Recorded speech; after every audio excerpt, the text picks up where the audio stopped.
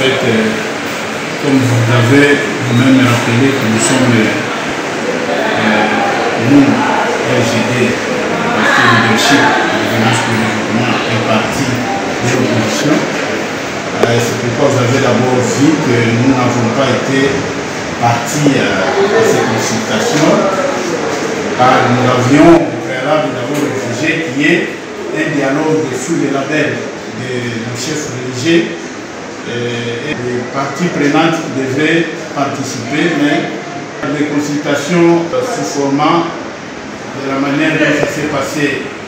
En tout cas, nous nous attendons à rien de positif qui pouvait se réaliser comme résultat. Pourquoi? Parce que d'abord, ces dons qui ont été consultés ne sont pas des parties nécessaires, devraient être consultés pour les questions sécuritaires qui est les nôtres, qui est une situation qui continue à gangréner le pays aujourd'hui, parce que nous avons vu que les consultations qui ont été organisées de la manière d'Union sacrée et IDPS. Malgré qu'il y a eu des fantômes, les gens de l'Union sacrée s'étaient déguisés à l'FCC en même temps en ensemble de Moïse. En tout cas, nous nous attendions de rien de ce qu'ils vont réaliser comme résultat. À ce qui est un dialogue sous le label de nos chefs religieux. Le résultat qu'attend la population. La gouvernance pour le développement.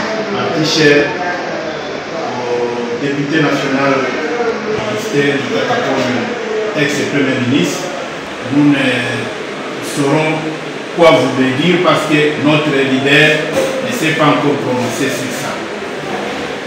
Nous, le parti LGD, c'est un parti bien organisé. Étant que cadre du LGD, je ne peux pas donner un avis qui serait peut-être au contraire de notre leader. Donc, nous sommes des partisans, mais nous avons un leader. Notre leader, c'est l'ex-premier ministre, le président national, M. Matata Ponyo Mampon, qui ne s'est pas encore prononcé sur cette question. C'est pour cela que j'échouerai, comment vous le dire tout à l'heure, mais peut-être dans mes prochaines interventions.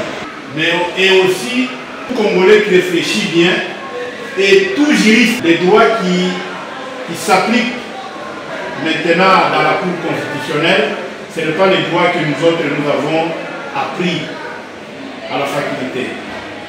Parce que lui-même le sénateur Augustin Matata Ponyo, l'ex-premier ministre et le député national aujourd'hui, il avait dénoncé, il avait relevé 44 violations de la Constitution sur ces dossiers du Kangalonzo.